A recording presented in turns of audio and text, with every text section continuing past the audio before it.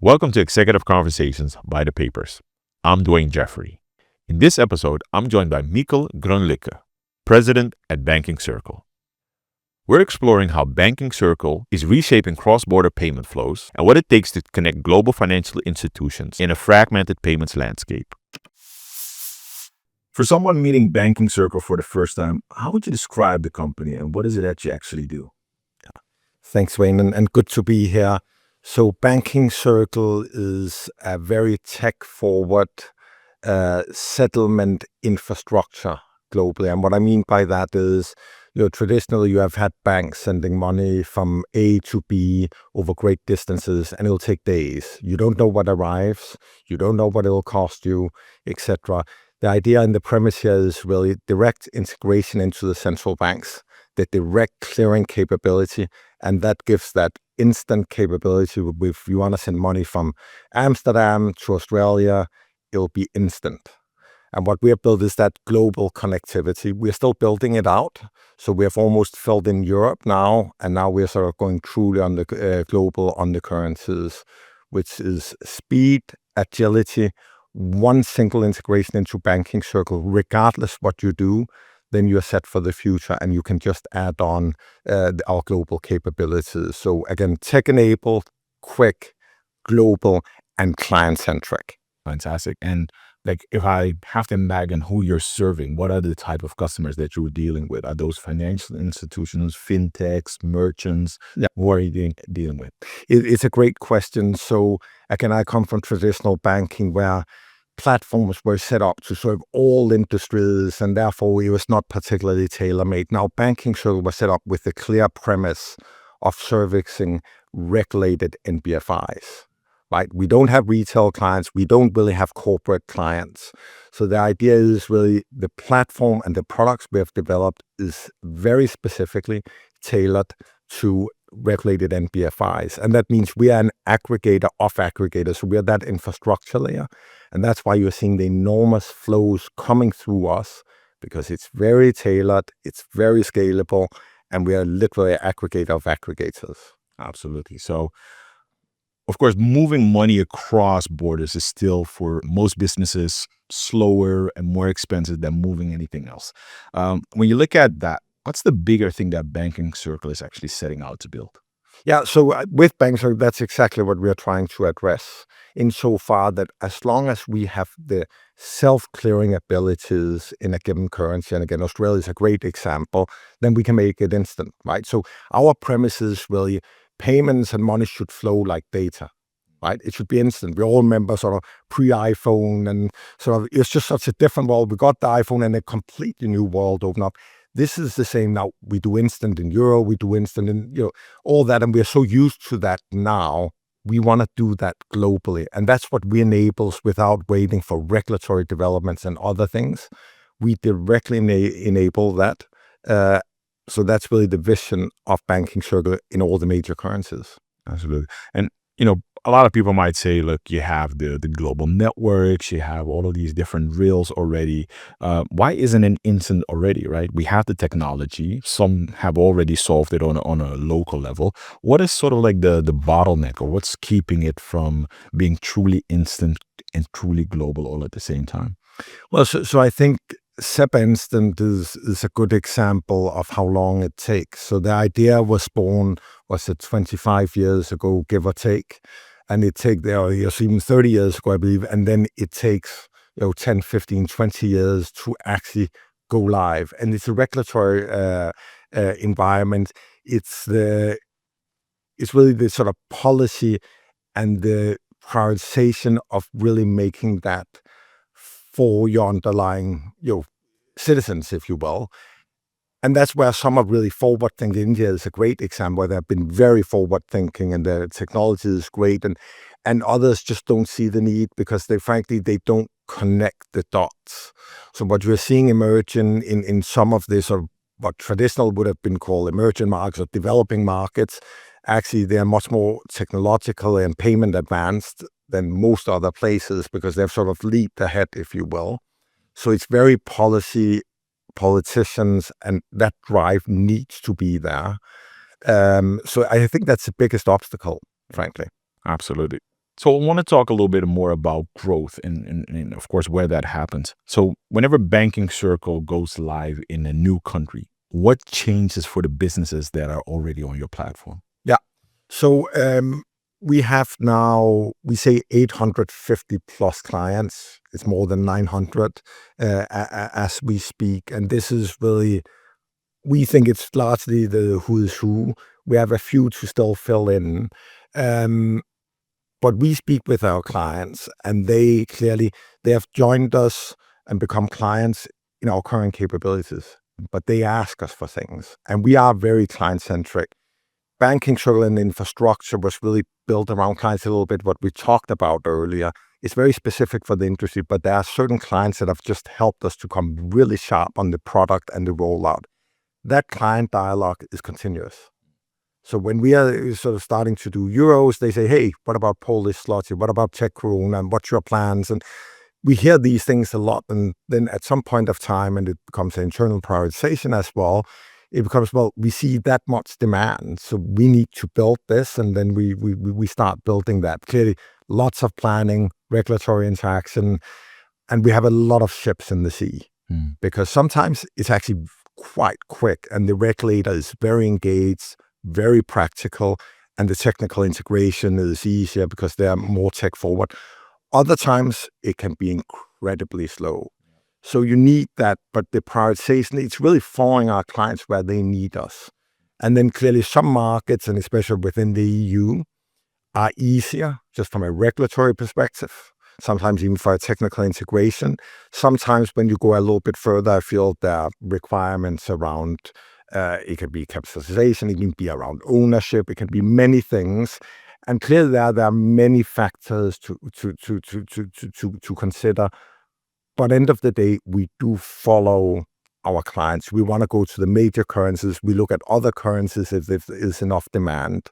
And that's really the agility we have built. We can do that. It's a mindset, but it's also a tech platform and internal setup that really enables that. Absolutely. So maybe let's walk through sort of like a scenario. Like, let's take a global payments company that wants to be able to pay those merchants out in Australia, like you mentioned, on a local currency. They want to do it quickly without setting up their own entity there. How does it look through Banking Circle today versus how it looks today? Yeah, so basically, if we assume that it's with an existing client, so they've been onboarded, they are on our API, then there's no need to onboard again because we have onboarded that entity. The technical integrations through the API have been done. So that's very easy. Now, to get the Australian dollar payout capability, it's literally, well, figuratively speaking, it's more or less just like ticking a box in our system, and they will be enabled. It's a little bit more complicated than that, but it's almost as easy. And then you're enabled. Now, with sort of legacy banks, what happens is, okay, you need that. Then we need to first onboard you. Yeah. A proper onboarding. You need to do the technical integration. And we are talking, this is not weeks or months. This is often years from my experience, right? And then you can start doing the payouts if the commercials are attractive enough for a big bank to actually think about it. Because we don't really have those countries. The onboarding is done. The single API and the technical integration is, so it's literally just agreeing commercials and then off you go. And it is as simple as that. Absolutely. So when you look at that model, of course, you go into different countries, different regions, get the licenses, are able to provide that. Do customers ever leave your platform, or are they just like, hey, we don't have to deal with this anymore, so we much rather go with the rails that you're building in front of us until the volumes are there, and then we continue to grow and go into other markets? It's a very good question, and it's sort of very topical. So at least for me, I sat with a client literally just before I came here, and we talked, and they have very significant flows. And she was saying, everything I hear, it's sort of almost too good to be true. Why hadn't I heard about you, right?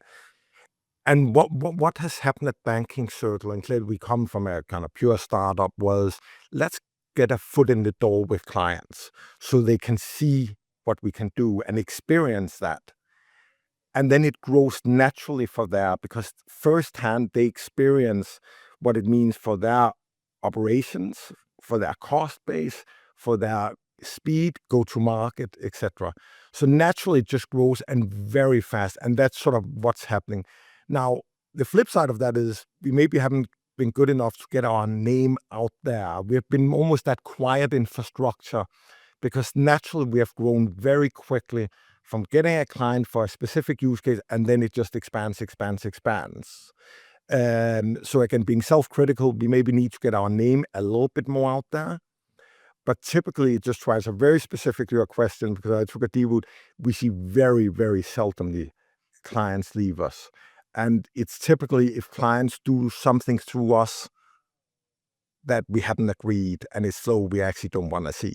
Yeah. Right? So if it's agreed flow and not a problem, but if we start seeing flow that was not agreed, then we need to take action. So it's more that way around.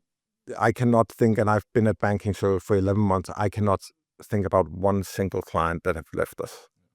Yeah, I actually can't. Oh, that's great. So that's Absolutely. But it also feels like we see a lot of this modularity now, right? Like in fintech and in banking is that, well, if your core strength isn't exactly this, get the best partner you can, expand in those regions, but build on top of that, right? If you have a great user interface or you're a great payments processor, would you go in and get a license in every single country to do the payouts, or say, hey, who's my great partner? Can I focus on the front end side, the customer acquisition, the building out my product features and capabilities, and then partnering with the right partner to actually go into those markets? Yeah, that's exactly right. And in today's world, to build modular is sort of the standard, right? And some do it incredibly well, and also some of our clients clearly. What we were, and I think there was some real vision on the account of the two founders. We built that modular approach very early on, right? And then with time, we have gotten the right licensing, the right product capabilities, etc. But we started with that modular approach very early. And that's allowed us to really have state-of-the-art technology, but also product development and scalability. But our clients, the modularity is, it's evolved very quickly. And that means the speed and the go-to market is just sensational nowadays. And if you look back 10 or 15 years ago, it's been a huge leap, right? To your point, it's really impressive. Absolutely. So I think you already touched upon sort of like the technicality, like having built a single API for moving money globally. I think there's plenty of firms who offer that, right? You have Neon, you have Air Wallets among them, and a lot of them promise pretty much the same thing on the outside. If we strip away all of the marketing, what does Banking Circle actually do that most of those others can't? Now, you see, now you put me sort of in a tricky spot, because what I'm going to say, people will say, well, of course he's going to say that, right? But I'm going to say it anyway, because it is actually the truth. And our clients know this. We have one single API. And, for example, we build our own, and when we expand into countries, we actually expand it organically.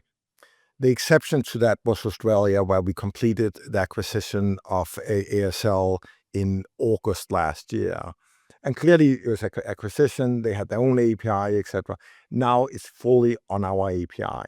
So it's already one single API. And this is 9 months after the acquisition. It was on our API, so I think it was April, so let's call it 7 months after.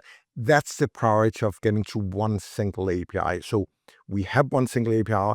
All our clients listening and sort of you will speak with will say that because they see it. Now, I know of competitors, even some of our clients, to be very honest, they say one single API. It's one of those things where, it needs to be tested, because it's not always true. But you almost need to say it. You know what I mean? That's sort of, but truly, and as I said, of course I would say that, but we are one single API, and that's really the power of it. Got it. Yeah. So how much of that comes down to being a licensed bank that clears directly in local markets rather than just the technology that sits on top of other people's banks? Yeah, so we don't want to be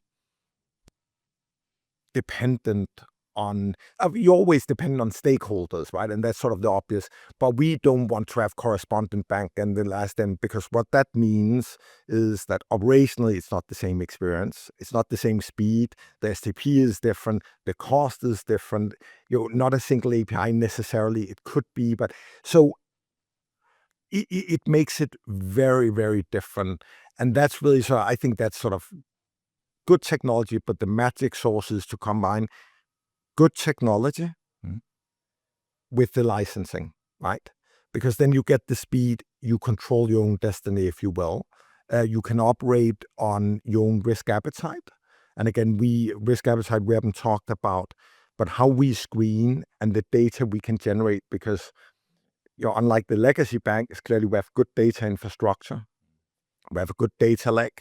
The way we can harness that and see and use AI, frankly, is something that many others cannot, because it's legacy technology, so therefore they can't harness that data. So you need to, when we talk about sort of banking circle and the single API and the technology, it is really sort of through and through how we use data, how we use technology, how we think, the mindset around clients. That's really sort of it. But that licensing piece, that last mile, is incredibly important, and it's incredibly difficult to replicate.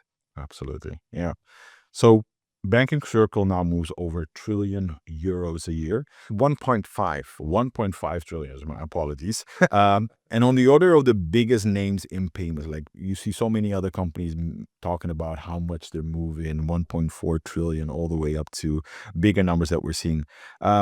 As you try to become the infrastructure that others rely on, is staying invisible behind your clients an advantage, or is it a problem that you eventually have to fix? Listen, it's a great question. It is a question we're asking ourselves. And as I mentioned before, when I sort of meet a new potential client, and often it's, especially from the US, and they might have very bold ambitions, and they're new to Europe and UK, but they'll come and say, "Oh, we had never heard about Banking Circle." And I must say, every time I hear that, it hurts a little bit, right?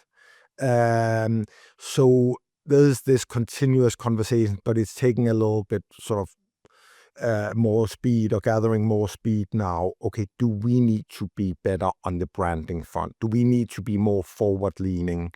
And as I think I mentioned before, it's great this thing, client starts with on a specific use case, see what we can, and then we grow massively together.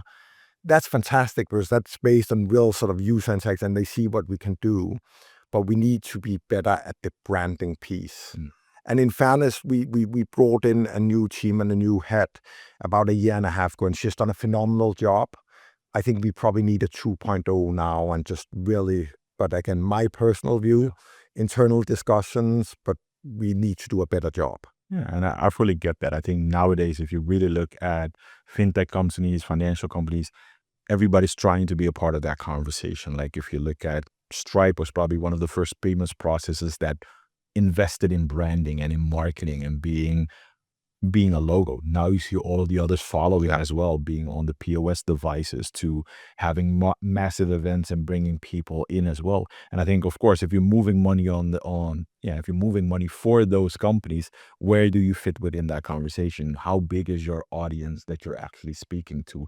But I do believe it's very important to be visible. I think you're exactly right. And what we are seeing sometimes is the clients of our clients, not retail clients, but so they can be SMEs, it can be big corporations even. They're like, okay, great, we want to mandate you, but behind you it's Banking Circle. Who is Banking Circle? So we need to create that bigger awareness. It's not just with our clients, it's actually also our clients' clients. Yeah. And that's where we need just to get a bit sharper. But, again, just to also be a little bit fair of everything that has happened over the years, and we are where we are, but have been so many things, and what has been built is really powerful. Okay, maybe we still have a little bit of work to do on branding and how we position ourselves, if you will, but it has been incredibly busy for the team, but we'll get after it. Yeah, absolutely. And you're also building something that's going to last, hopefully, for decades to come. So it's much more of a journey that as you grow, as you get a reputation, as you continue to have more clients, and you already have more than 900 of those clients, that builds on itself, and growing organically, especially nowadays, is probably 10 times better than growing through paid advertising or through marketing tricks. Completely. It needs to be sustainable. It needs to be valid, additive. It needs to all these things rather than it's easy to go out and buy commercials or ads or pay for, that's not really sort of the right way for us, certainly, but we can still do so much more, right? And you say we're building something to last for decades and decades. So our founder says that it's for eternity. So there you have it, right? Very modestly. Yeah, yeah, absolutely. So I want to talk a little bit more about the owning those reels, and especially markets that maybe for a lot of companies are still out of reach. When we look at the map, sort of like on a global scale, you see that a lot of the biggest flows in the world are going through, of course, the United States, China, India, Brazil, but a lot of those flows are still going to partner banks. So if I would ask you, does Banking Circle now realistically already sit on those rails, or is that something that you're looking to build out in the next couple of years? Yeah, so we need to build out further, without doubt. We haven't provided sort of an end state. This is where we are going to end up in terms of the clearing capabilities when it comes to fiat. But you mentioned a number of markets that we have looked at and we will look at again. I think we have a very good sort of almost pipeline for the next couple of years, but we need to think about then what? Yeah. And after that time period, we need to start now. So that's why in a couple of weeks, we are actually sitting and having this big strategy, global expansion. And that's really what's next. But, the premise is really we want to self-clear all the major currencies. Then you can say, is it the major 15, major 20, major 25, right? And it's somewhere in between there. And then in some cases, it might be so painful getting our own rails that we'll rely on correspondent banks. Yeah. But that's got to be sort of unique cases, right? So that's really, and then we are building our stablecoin rails as well. We got our CASP license, right? So we have leaned in heavily on digital assets. And we got our CASP license in the bank, so license in Luxembourg. So now we can do MiCA compliant stablecoins on and off ramp, which is a big thing. We are going to expand that and we are going to build out the capabilities. And we have a very clear roadmap for that. And the way we see stablecoin is really as another payment rail, if you will. It's another mechanism, right? So if you sit on stablecoin, then, okay, you want to actually off-ramp and then get Czech krona, we can do it instantly. 24/7, 365 days. And that's the power of having sort of our digital asset strategy side by side with our fiat capabilities. And it's on one single API, right? There was always, we built digital asset, it's on the API, period. So that can be incredibly powerful. Absolutely, because especially the conversation around stable coins, I'm having probably way too much at this moment, but there's trillions of dollars, I think over $30 trillion per year in stable coin volume. But a lot of that is attributed to trading, right? Markets going in and out of positions of crypto. But there's a growing part of that that's actually about payments processing and doing that. So where do you, when you focus on, when you become a stablecoin issuer and you're doing on-ramp and off-ramp, how does that sit next to the fiat processing that you do? Do you think it will replace it, or do you, again, think it's a complement to that? Yeah. No, so listen, everybody will have an opinion about that. I think our position, which I share, but it's also a Banking Circle position, is there's a clear use case and space for both fiat and stablecoin side by side. And again, earlier today, I had a meeting with a quite forward-leaning company that everything they do in treasury already is actually stablecoin in terms of how they manage liquidity, and it's that which is very smart. And then you have it sort of as payment and just moving money, but there's also how do you run operationally and sort of truly instant, right? So that's that definitely those use cases. But it doesn't take, in our view, the need for fiat and actually having that. So again, we see it as another very important sort of mechanism, if you will. I don't want to call it payment mechanism because it's much more than that. That sits next to the fiat. And we think also when you look at sort of maybe some of the more exotic currencies, that stablecoin will play a big role and maybe replacing part of that flow even more than sort of some of the Western European or sort of Western currencies. So we'll see. I think it's going to be sort of two slightly different worlds, but a very clear use case in both worlds for stablecoin and fiat. But it might just be slightly different weighted depending on sort of where in the world it is. Absolutely. So I hear a lot of different things, right? It's having licenses, owning the entire network, stable coins, of course. That's a massive investment, not just in capital, but also in a lot of the time spent just to get those licenses, to build everything out. Why do you think that's a better strategy than just partnering up with other banks and just moving on, just quick to market, go into as many markets as possible versus putting all those years and all of that investment in there? Well, I think you're only going to solve part of the issue, right? So almost the front end. And yes, you could do a single API. Yes, you could do a better onboarding the traditional banks. But you'll go half the way. Operationally, it's very different. The instant capable and truly instant you would not be able to achieve it in the same way through partner banks, at least sort of to the scale we are trying to do and the breadth. And then, frankly, listen, there's a cost element to it, right? With the legacy banks, the cost for your sort of per payment, and they don't look quite at it, but the huge machinery that have been created on the back of that, it's very much driven with sort of human capital rather than actually build the technology. So I think it would almost erode at least sort of the full vision of what our founders haven't go all the way. But you're right. Sometimes a regulatory process and actually getting into a sort of market or a particular currency, it's years. And it's years, right? Sometimes it's better than that, but it's not quick. But I think if you look at sort of what we have now and what's coming, so by end of the year, we would have filled in Europe, except for Romania. Europe is done. And then Asia, we have great tracks. We already have some, but that's going to come. Canada will come. So these are sort of probably all 12, 18 months out, everything I mentioned, right? And then we need to do more long. So we're already far along that curve and we have built the expertise. And we don't stand still and say, okay, then we wait for that or we wait for that. We keep going, right? And so we have a very good team doing that. So it would be a pity if we started dilute their original vision because you would only go halfway and it wouldn't be truly instant, at least consistently. It'll be more expensive. It's not going to be the same operational experience, all that. So, personally, I'm excited what the founders sort of set up and what they've done so far.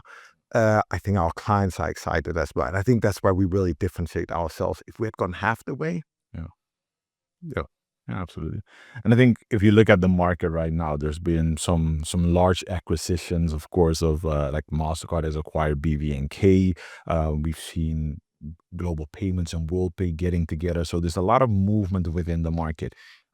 Originally, of course, the story behind Banking Circle is that it was a spin-off and then later on acquired or at least invested heavily into by EQT. What does the future for you guys look like? Is that something where, again, you did an acquisition in Australia, which much more was one of the few exceptions? Is it to continue to go on that growth path of continue to grow where your customers are growing, getting into those licenses? Or do you see another strategy that could play out? Well, I think it is really following our client base and clearly expand our client base. And there are sort of some verticals we are looking at. And because if you look at the product and the capability we have created, there's so many use cases. So we are looking to sort of expand some of the verticals in terms of clients, certainly. And then, as you say, we are rolling out the global capabilities with the digital assets. But, I wouldn't expect us to do sort of a massive pivot. Clearly, we adjust to the market environment, to what competitors do, what the clients want. So I don't want to say, oh, this is never going to happen, but I see it as very much an organic story for us.